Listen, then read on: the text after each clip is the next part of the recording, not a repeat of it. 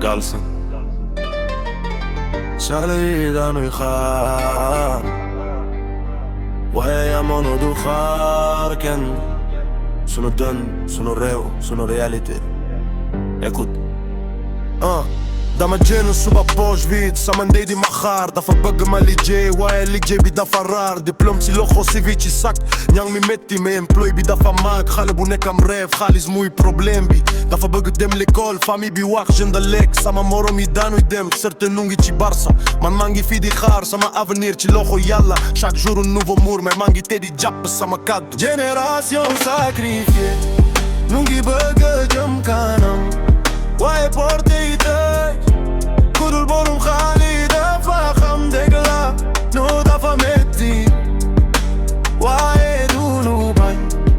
ku am xel ak fit dina joti boppam Galsen xaali yi noo bëgg changement noo bëgg liggéey dignité ak développement même si guddi bi gëdd sunu leer dina feeñ bul ragal bul dee jàpp jàmm ak dul ci seen di quartier bi stress ak pression nit ku nekk di xalaat comment mu war a jël solution ndax demande wàccaat TikTok di wane luxe réalité mooy galère nit ku sore ci photo waaye intérieur bi guerre ndey di jaay baay di xaar famille di dépendre xale bi bëgg réussir société di ko taxaw di ko tëj nu wax xam-xam ku am connexion moo jël place ku am talent di xaar ku am relation di passe dama bëgg sama réew mais parfois dama sonn ndax lu ëpp nay promesse waaye résultat du ñëw mais juróon naa sama bopp duma bàyyi sama réew génération bii noo war a bindu sunu histoire ci dëkk bi génération sacrifiée nu ngi bëgg jëm kanam wala pour di dee pour borom xaalis dafa xam dëgg la du dema metti waaye du nu ban ku am xel ak fit dina joti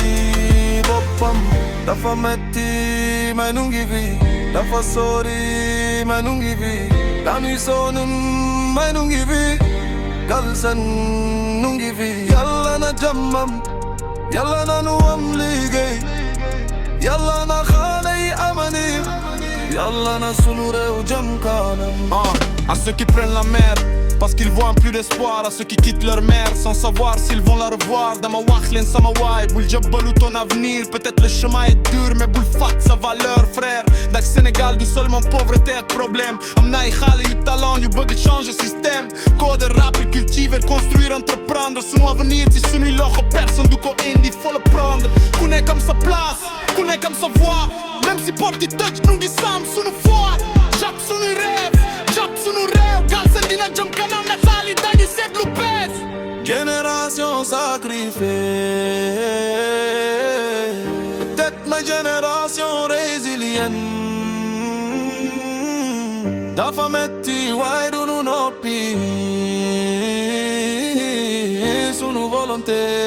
puissante dafa gudd waaye sunu yoon dina leer Galsen sunu xel sunu dul sunu avenir génération sacrifiée nu ngi bëgg jëm kanam porte ñëpp